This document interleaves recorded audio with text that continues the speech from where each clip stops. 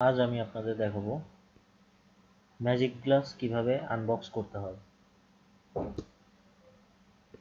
এখান থেকে দেখুন ম্যাজিক গ্লাসের বক্সটা আমি ওপেন করব।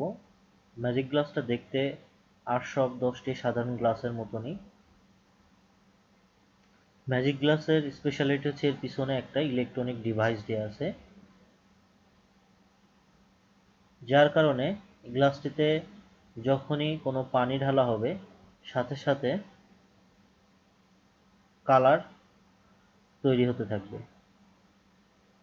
দেখুন আমি পানি ঢাললাম, ঢালার পর সাথে সাথেই এটি বিভিন্ন ধরনের কালার হতে থাকবে।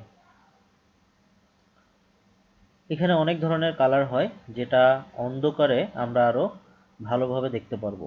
দেখুন অন্ধকার অবস্থায় এটি চমৎকারভাবে কালার দিতে থাকে।